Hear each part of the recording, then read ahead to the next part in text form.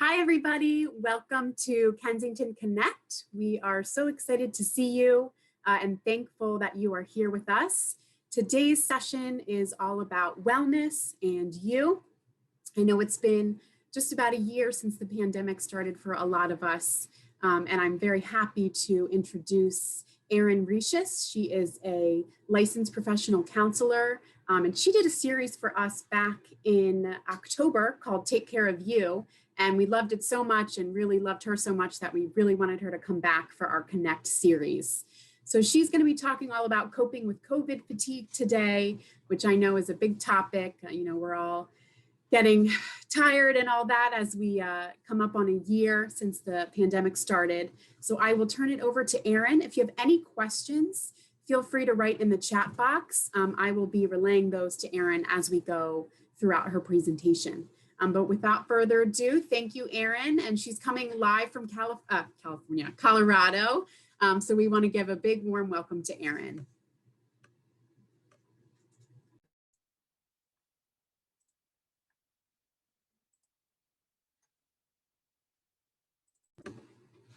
Hello. Welcome. It's great to be here. It's as Connor said, we are a year into this. It's hard to believe it's been a year. But coping with COVID fatigue, I don't know one person who's not dealing with, to some extent, dealing with COVID fatigue to some extent. So we're going to talk all about it today. I'm going to certainly talk about some of the challenges, but then also, most importantly, some strategies on how to deal with COVID fatigue and how to feel better today. So as Connor said, it's hard to believe it's been a year and we're all over it. I know we're all over it, but we're still in it. So then it becomes, how do we deal with what is, and how do we create a sense of hope and I guess relief from what feels like an enduring of what is. So I'm going to provide insight into how to thrive rather than just survive this. And hopefully you'll find some opportunities to do just that for yourself after today's talk, if it's not happening currently. There's going to be time for questions in the middle. So questions, comments. I find that it makes for a richer kind of, even though it's kind of one-sided and I'm talking, Connor's going to field some of those comments in the chat, and then we're going to have time for those midway through. And it's really questions or comments. So as I go through some of this material, if anything's percolating for you, don't be shy. I find that other people have similar experiences and similar questions. So would definitely welcome those. Before I get into that though, let me give you just a quick spiel on who the heck I am and what do I know, just for those who don't know who I am. I've been in the health and wellness industry for, about 25 years. And I'm coming to you from City of Boulder in Colorado. And I got my start in the fitness industry, did that for about 10 years, and then segued into mental health in 2005. So I'm a licensed professional counselor, and I currently operate a private practice virtually, of course. And but then over the years, I've segued into also the wellness community programs. So corporate wellness, community wellness, as well as recreational wellness, and then private wellness retreats. And so I've directed some retreats along the East Coast, but now I'm just comfortable in my own home doing private practice, as well as wellness education for organizations.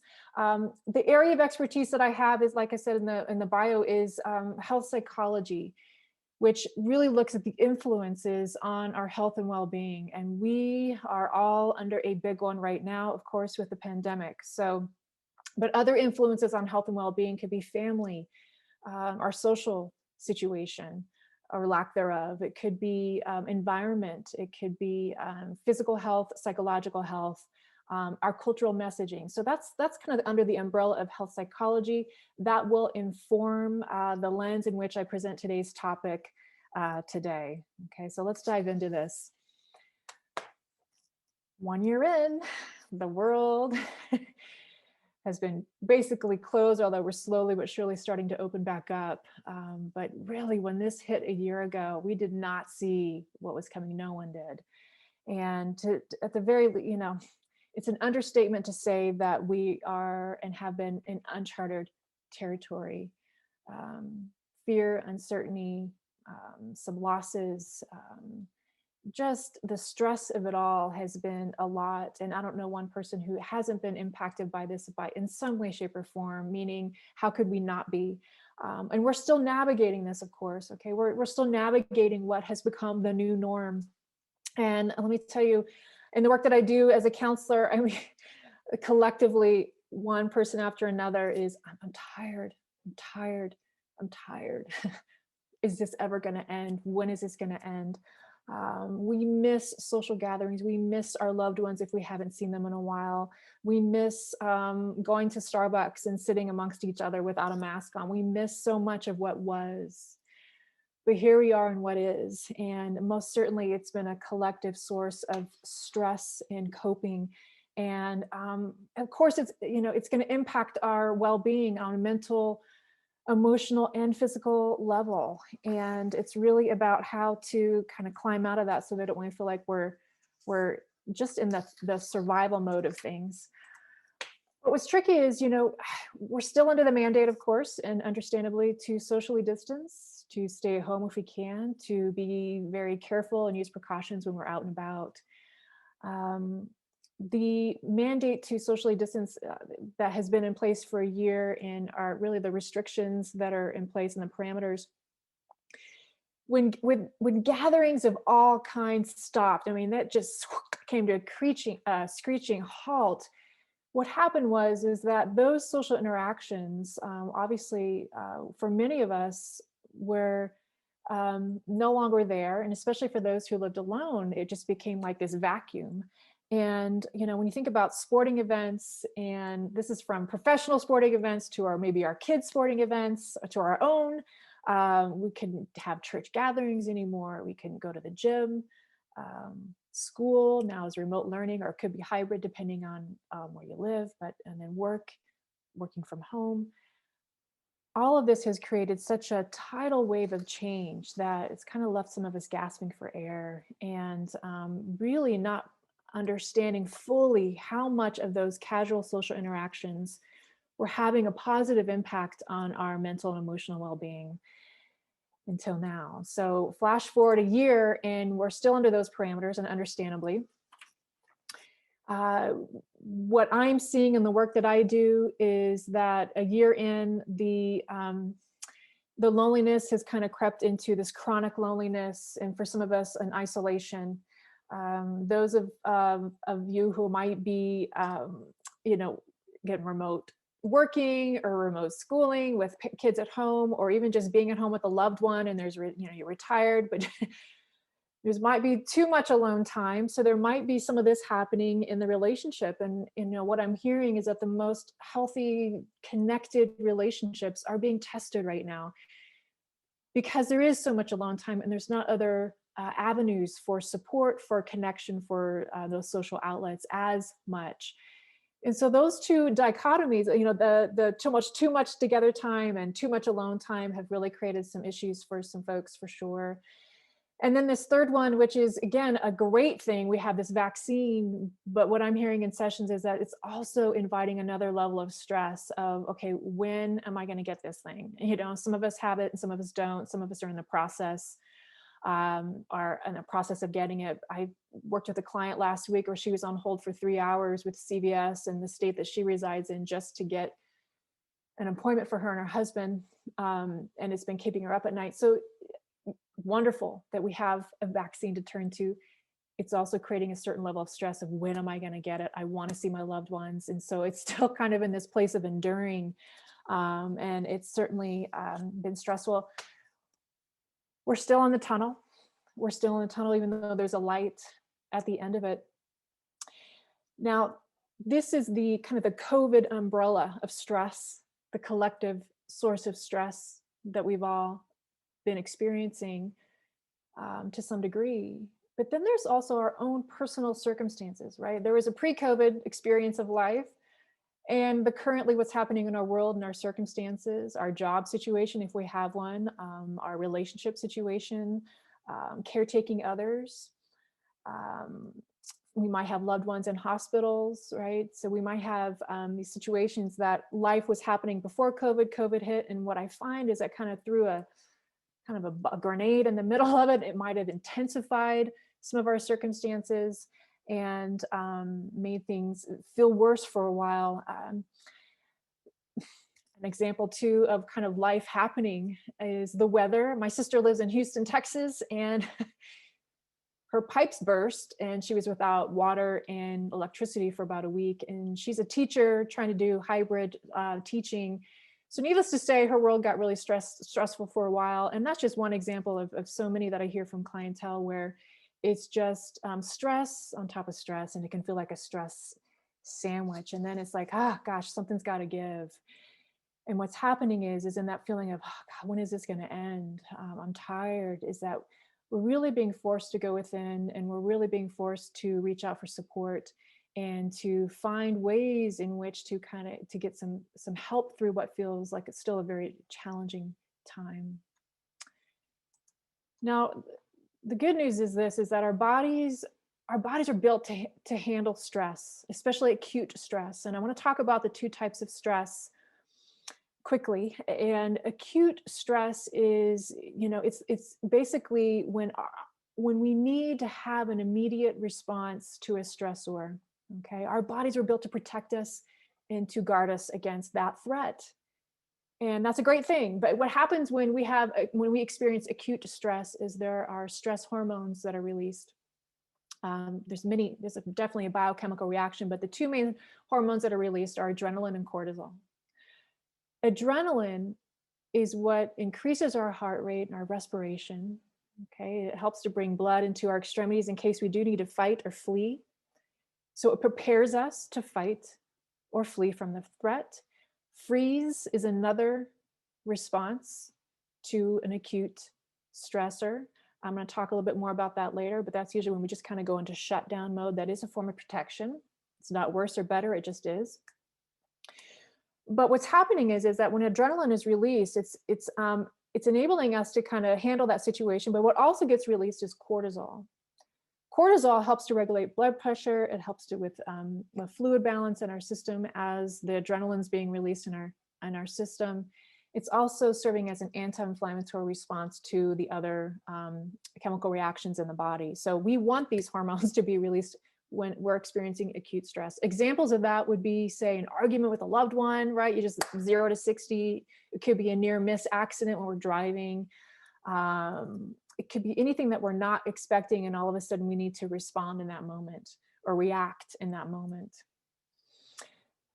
Now, we want that response in the system to a degree. Now, chronic stress is tricky because chronic stress is when we have that stressor that's definitely more underlying. Okay, it's like the thorn in our sides. Obviously, COVID is one of them, but it could be maybe relationship stress. It could be job stress. If you're a parent, it could be parenting. Some of those things that are just kind of there, and you kind of deal with them on a regular basis, maybe. Okay, so those become personal to you. And what's happening is when we're under chronic stress, and I think over the last year, many folks have been experiencing a degree of chronic stress based on COVID, let alone what's happening in their own personal worlds. But what's happening physiologically is that our stress hormones maybe aren't being released at that acute level, but they're elevated. And in that elevated state, what's happening is it's really hard for us to relax, to come down. Too much cortisol in the system actually suppresses the immunity. It increases our blood pressure. It decreases libido, and it contributes to obesity, just to name a few of the side effects of too much of these stress hormones, particularly cortisol circulating in the system. So it sounds depressing, but the key is that we can manage chronic stress. Stress happens, life happens. What we can definitely be proactive in managing what feels like a stressful situation by functioning with a different way of responding in life. And we'll talk about that. But some of the signs of chronic stress are these are the ones that I'm hearing about in my sessions with clients. And an increase in anxiety and depression is one. That's probably the most common one. So even if it was there before, it's intensified, or a lot of thoughts and rumination around fear and uncertainty. Sleep issues, that's one that I'm hearing about, where it's hard to get to sleep, or people pop out of sleep in the middle of the night and it's hard to get back to sleep because they start thinking. Muscle aches, headaches, that's another one I'm hearing about. When we're stressed, again, we have to think about those stress hormones. They tense the muscles so that we can respond. Under chronic stress, we may not be relaxing those muscles because of what's going on in our system. Irritability, low tolerance. One of the phrases I've heard from many clients is, I'm just not myself. I don't have the patience I used to have. That's usually a sign of chronic stress. Changes in appetite is another one. People, I find, kind of, well, it's usually on one side of the coin or the other. So basically either their appetite gets suppressed because they're so stressed out that they can't eat. So that's one that I'm hearing about. Probably the most common one that I'm hearing about is, all I can do is eat. I'm hungry all the time. There's an emotional contributor to that, but there's also a physiological element in that. When when cortisol is being released at an elevated level, maybe not at the acute level, but at an elevated level, what's happening is that it's also dysregulating our appetite hormones. So the appetite hormone ghrelin, it's spelled GHRELIN, which you can think of growling. It's our hunger hormone.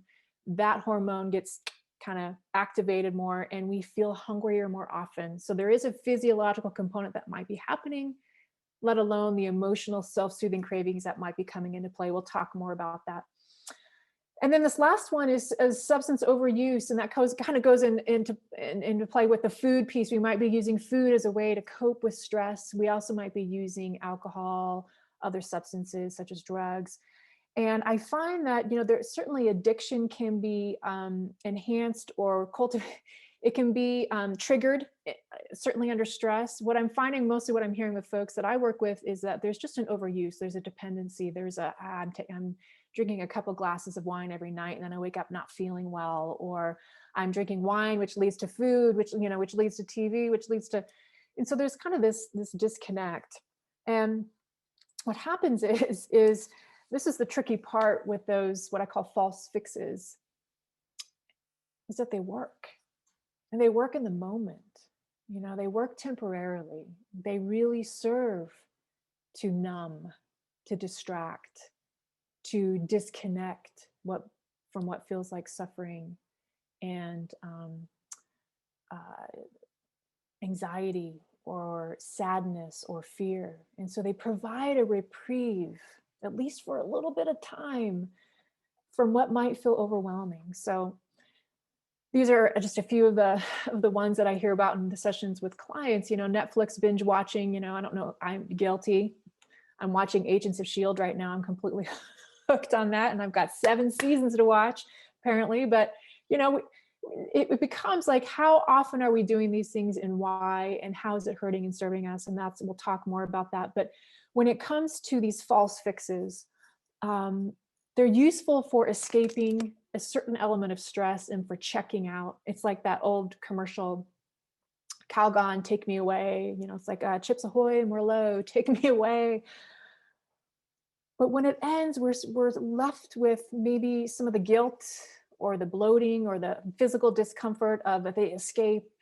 And then the original stress is right there. And it's kind of that sandwich, right? So we're not really replenishing our reserves with these go-tos. And we may know it logically, but in the heat of the moment, it's just like, God, I need relief.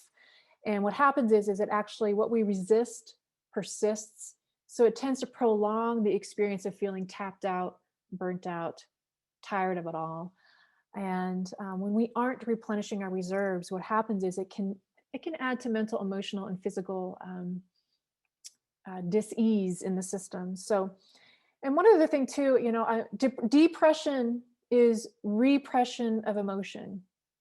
Okay, depression is repression of emotion. These vices, by their very nature, sometimes they fall into addiction, but these ways in which to self-soothe, they shut down what feels like maybe a negative emotion or distress. But this is the kicker here, is that we can't selectively numb out our emotions. Wouldn't that be cool if we could do that?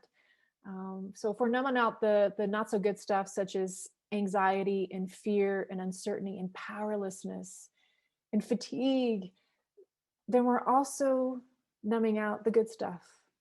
We're numbing out pleasure, happiness, joy, passion, even connection, because we're insulating, we're becoming, it's like the cotton ball around. And so we're not really able to connect to ourselves or to others as well as if we were maybe not using this as much. So in case that resonates, I always want to bring that up because it's something that's been really popping up in classes and also with clientele that I work with and family and friends that share what's happening in their worlds.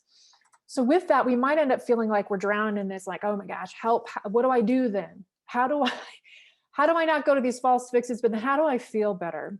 And how do I get out of what might feel like a survival mode and an enduring which as we know, gets old super fast.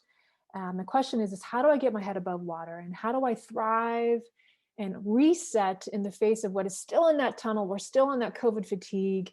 How do I make things better? So what I want to ask you now is, with all of that in mind, which feels a little like a Debbie Downer-ish, but the good news and the ways in which to get out of this is coming up next. But I want to ask you and encourage you to explore, how are you coping with all of this?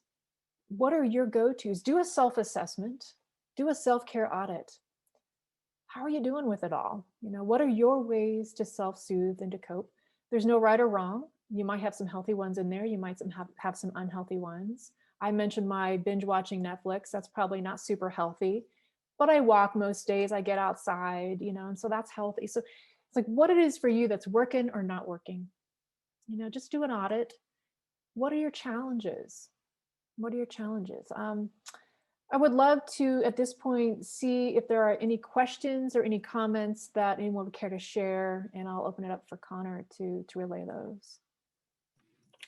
Erin, we do have a couple of comments. So we had one person say that, in the warmer weather, they would get outside together with their neighbors, but hasn't been able to do that, in the winter time. And then they also say they take a 3-mile walk almost as, every day if they can, weather permitting. So that's been helpful. And some people have volunteered during this time. So just to get interaction with people. But another comment is, people just really miss people and being with people. Yeah. I think that's the biggest loss of all that we're all experiencing is those casual social interactions, which we'll talk more about. Any other comments or any questions yet? No questions, other questions yet. Okay. Well, let's move on. We'll have more time at the end as well to kind of open it up. So thinking about how you're coping, how you're doing, it sounds like some of you have some really great go-tos. And some of us are just kind of feeling the reality of missing what was, right? Those social connections. So despite our current reality, despite still being in that tunnel, the question is, how can we better manage our stress and thrive? How can we get our head above water? And the key here is to reclaim the fundamentals of self-care if we've let some of them go, or all of them. And when we feel better, we make better self-care choices. So the key here is to be able to create the environment, the experience of feeling better. And I'm not talking the false fixes, I'm talking about the inside out ways in which we can really align with what it is that we truly need. So what replenishes you? That becomes the next question. What replenishes you? Someone mentioned walking 3 miles a day. That sounds like it's a wonderful tool. We're going to talk more about the impact of walking, but I have some images of what are fundamental for all of us as far as what we need to feel good, to thrive. Proper sleep, enough sleep, movement of some kind, connection to self, going within, and social connection. So I'm going to dive into each of these and provide resources. So if you have pen and paper, I'm going to provide some apps and some videos and to basically access more information and how to begin making a change in these if needed for you. And a little effort in each of these categories really goes a long way. So the first one is improving your sleep. when we're not getting enough sleep, it's like a house of cards. A lot suffers. Our mental, emotional, and physical health can certainly suffer. We need about 7 to 8 hours. This is probably one of the areas that went by the wayside and has gone by the wayside for many folks because of that agitation state in their system. Chronic stress will do that, but it's like the chicken or the egg. Did lack of sleep create the chronic stress or vice versa? I think we can all say that there was a pandemic that came into our lives, but sometimes sleep wasn't happening before, so it's like a double whammy. So the key here is to really work on, okay, how can I get better sleep? And we need to relax the body and mind before bed. Fortunately, there's an app for that. There's many apps for that, but the one that I recommend highly is called Insight Timer. And it's free. You can pay and upgrade, but there's a lot that's accessible for free, and it's a wonderful resource. There's a sleep icon on there that you can click, and it'll pull up a ton of bedtime stories if that appeals to you, lightly guided meditations, which is what I do often for myself. There's one called middle of the night meditation that if you wake up in the middle of the night and your mind starts racing, you can listen to another voice, which helps to guide you back into a relaxed state and finally into sleep. There's sleep music, there's sleep sounds. It's just a ton on there. So that's one app. I know other apps people use. Calm is a good one. I know that's a real popular one, but there's a ton of apps out there. But if you have one that you're using, keep using it. Otherwise, this is a wonderful resource. Being careful of your sleep hygiene before bed. My parents would watch the news and get really stressed out, and then they couldn't sleep. And I'm hearing that from a lot of clientele where they watch the news right up until bedtime, and then they're even more agitated based on what's in the news. The news isn't there. I mean, I'm not dissing the news. We need to be informed, but I think it's to some extent they're trying to grab a viewership. So some of the headlines can be very anxiety producing. So we want to be really careful about how much we watch the news within our day. Just temper that, maybe not right before bed. So improving our sleep is fundamental, and maybe this is a resource that can help you to do just that if you wanted to practice with that piece if it's not going well in your world. This next one is moving your body.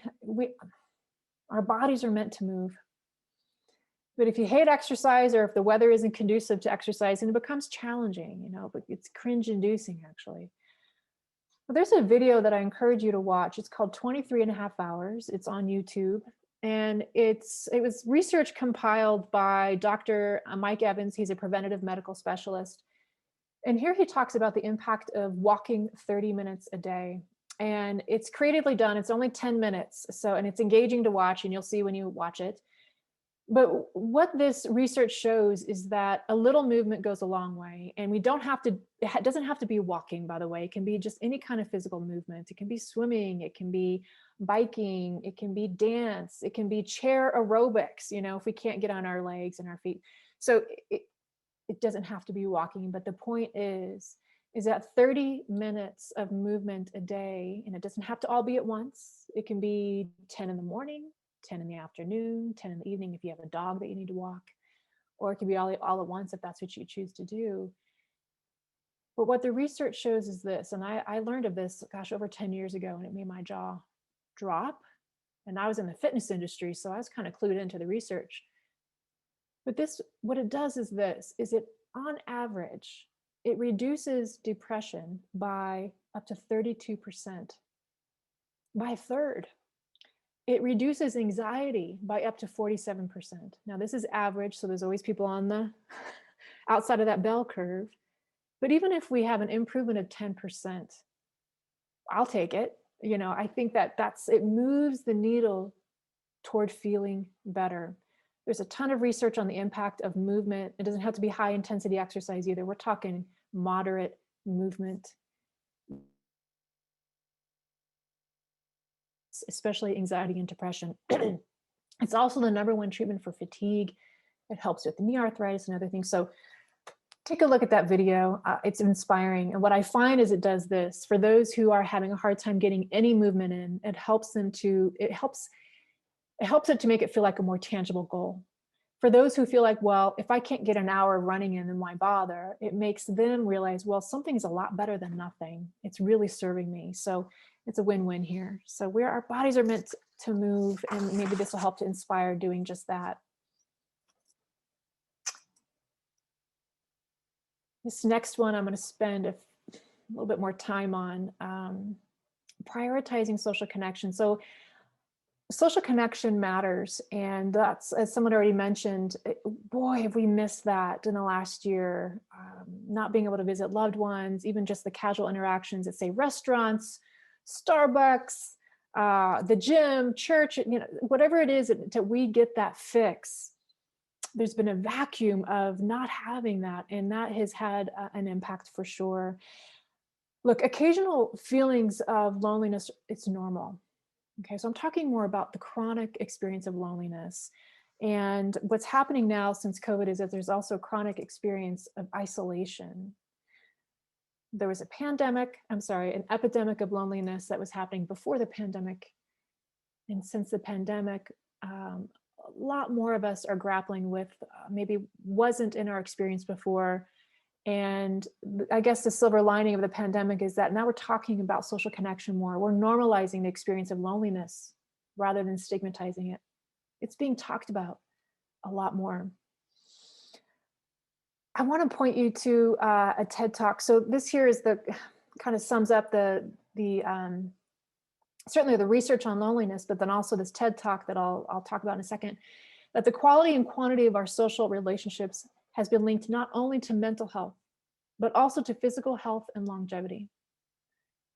So there's a TED Talk with Susan Pinker, and it's called The Secret to Living Long May Be Your Social Life, which is probably disheartening considering the last year, but wait for it. There is some good news coming.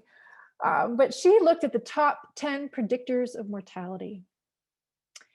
And this fascinated me, but let me just kind of call out a few on that top 10 list. Number 10 was lack of clean air. Number 7 was lack of exercise. Number 4 was alcohol dependence. Number 3, I personally thought would have been number 1. But number 3 is smoking. The top 2 predictors of early mortality have to do with our social connections. Number 2 was lack of close personal relationships. Those are the relationships where that person, you can call on that person in a time of need. It could also be that person that sees you, that gets you, that you can talk to uncensored.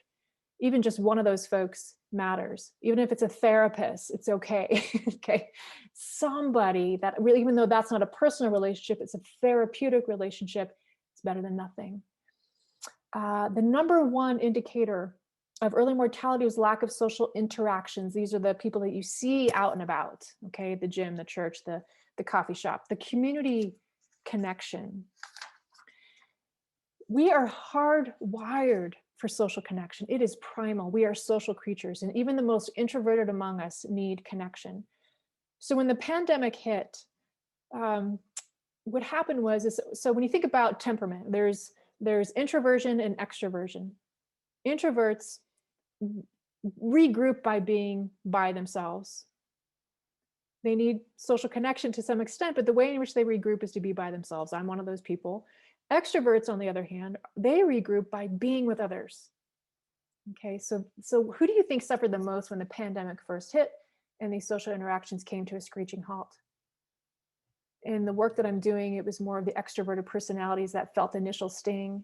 But what's happening is that a year in is that we're all feeling the impact of that, even the most introverted among us, because we need those social connections. When it's missing, we suffer. We're not meant to be isolated and alone. So what we want to do with that information is really make sure that we are, yes, physically distancing. So, the mandate of social distancing, I always like to say, it's not social distancing, it's physical distancing. Let's make sure that our social connections are still happening physically distanced. We can be with our mask, we can be outside with somebody, walking with the mask, we can have our virtual connection socially. We want to make sure that those social interactions are happening, even though they're not in person as much as they used to be. This is so crucial. So often I'll hear from clients of mine who are fellow introverts. So they'll be like, Erin, I can't just make friends. It was hard for me when I could actually be face to face or out in the, out and about. Let alone now, it's even more challenging. So we really want to start simple here. So it's thinking about, who have you not talked to in a while? Who maybe have you lost contact with, whether within the last year or over the years, or even the last few months? Start there. Maybe it's a family member, maybe it's a friend. I work with a lot of caretakers, and often what I'll hear from them is, "But Erin, I don't want to burden anyone. I don't want, I don't want to burden." But this is the deal. I guarantee you that you reaching out to that friend will be as much of a service to them as it is to you. So thinking about who in your world that you can connect with and reach out to, take the initiative. Don't assume that they don't want to hear from you if they're not initiating first. Okay. Getting outside if the weather is okay for you to do that, and getting out and about, meeting people outside has been certainly something that a lot of folks are doing. Virtual connections, yes, in person is the best way to do that, but it is better than nothing. Make sure that, and it's even better than phone. If we can see their face and their facial expressions, it actually is a more connective experience. So if you don't mind doing Zoom or some kind of modality to see that person FaceTime, I would encourage you to do that in addition to the phone conversations. It does matter. And then I always like to put this one in there. There's a online social network website called Meetup. Now, this was originally created for in-person meetings, so that will happen in time. But for now, they've shifted a lot of their meetups to virtual. You can have virtual book club, virtual art club, virtual everything club that you can think of. You put in your zip code and it pulls up meetings in your area. And although a lot of these are virtual, it still gets you kind of that foot in the door to meet people with like-minded interests. These count, these matter. And so this helps to undo the statistic that I just relayed to you. It really is important to prioritize your social connection so that you're not doing this alone. It's really going to matter. So if that resonates, I just encourage you to certainly reach out. There is a wonderful resource that I also want to point you to called connect2effect.org. They created an assessment. So if you're like, well, I don't know, I think I'm doing okay socially, but maybe I'm not. Or you want to know kind of where you're on the spectrum of loneliness and isolation. There's an assessment online. This is for no matter what age you are. It's not just for, it's AARP, but it's for any age. Go online, take the assessment. And what's wonderful is at the end of the assessment, it gives you resources, tools, ways in which to engage, to reach out for support, to volunteer in your neighborhood, in your area. It's a wonderful resource, highly recommend it. And then another way to get support too is if you're finding that, gosh, there's really no one in my life right now that I really want to talk to or just reach out to. It's just, we all have seasons in our life where that might be just the reality of what is, and it can be temporary, but it just is. So psychologytoday.com, and you can get support through therapy. It's teletherapy. It makes it more accessible. You can do it in the comfort of your living room. It's quite lovely. But that's a resource that I'm referring folks to if they want to find a therapist that is licensed in the state that they reside in. Okay, so that's a wonderful option as well. Don't go it alone. Last but definitely not least is this need, and I think, I don't want to say forced circumstance, but in a kind of way of, I think we've all had a lot more quiet and alone time potentially, or most of us, depending on who we live with or not, to go within. Maybe there's more quiet time to be able to do that. How is your connection to yourself through all of this? Do you like your own company? How are you engaging with your interests, with your activities? How are you calming and resourcing from within? What do you enjoy? And so this is important because when you think about anxiety and stress, and I work with a lot of folks who have anxiety, and so there's rumination, just that, I call it the rabbit hole. We go into that way of thinking where one thought leads to another, and it's just the worst case scenario thinking, and it's terrifying. Our thoughts are powerful. They are super powerful. because where a thought goes, a chemical goes. And also our thoughts dictate our emotions, and our emotions dictate our behaviors. So we want to be careful about what we run away with up here. Going within, sometimes we're like, I don't want to go in there. I want to be quiet with my thoughts. My thoughts are not comforting.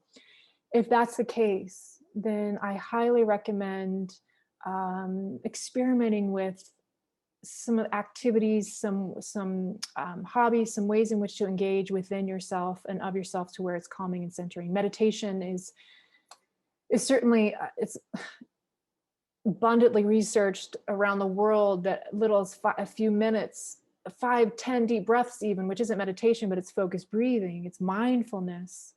It helps to calm and center. It lowers our blood pressure. It makes us feel better. They've done research on hand on heart. Just this motion of calming ourselves in that moment. You know, a little goes a long way here. And so with meditation, Insight Timer is an app, literally hundreds of meditations that are available on there that you can play with. Tara Brach is one of my favorites, B-R-A-C-H.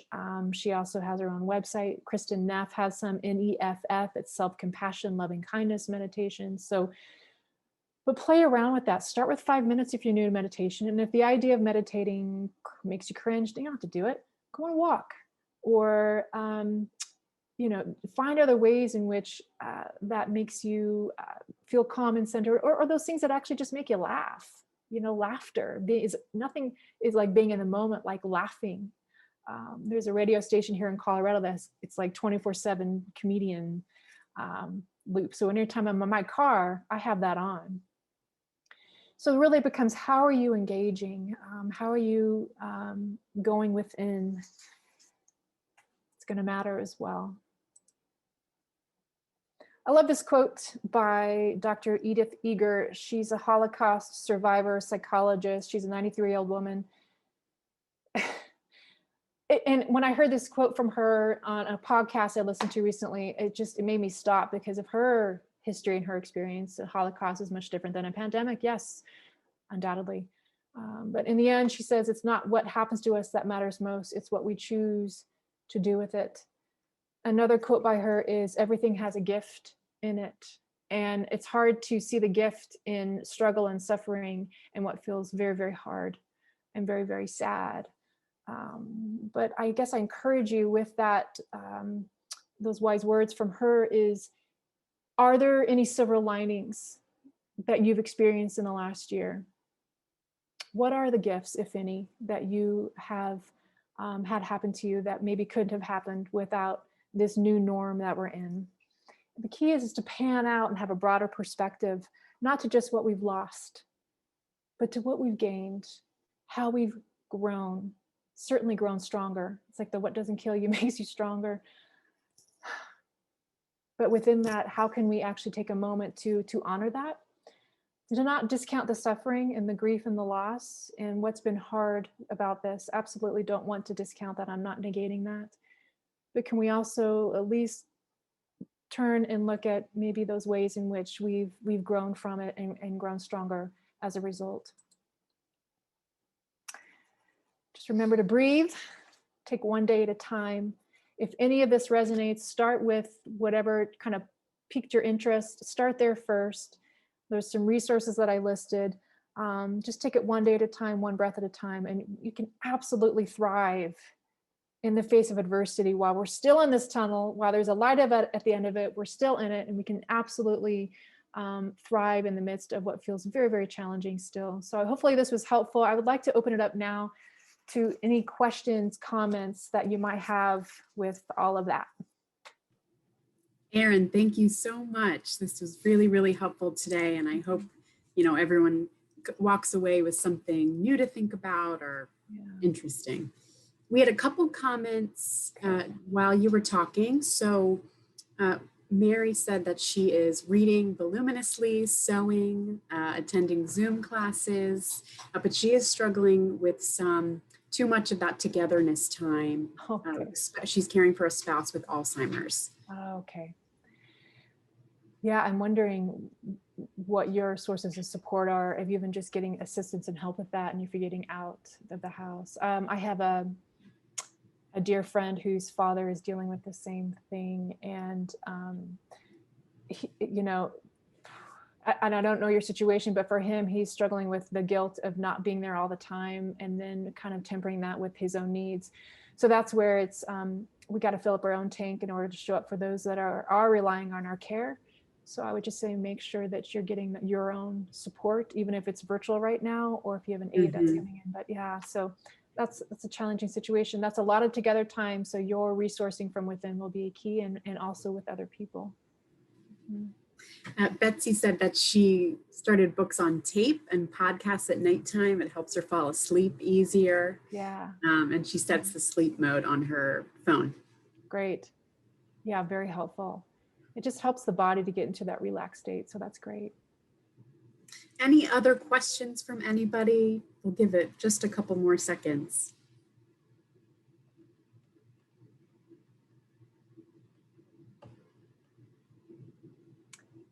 All right, well, Erin, thank you so much. Is there anything else you wanted to share? No, I just say take good care, and again, one step at a time. So I wish you all well. Absolutely. Well, we hope to see you soon again. Joy wrote a comment. She says this has been very helpful, so thank you. Good. And if anyone wants to email Erin, she's always willing to, I know, answer your questions very thoughtfully. Yes. And her email, I wrote it in the chat, but it's also here. So it's erinrisius@gmail.com. And anyone, you know, if you're looking for information after the session, feel free to reach out to me and I can point you towards Erin. Erin, thank you so much, and be safe out in Colorado. And we hope to see you soon. Okay. Bye-bye. Take good care. Bye-bye.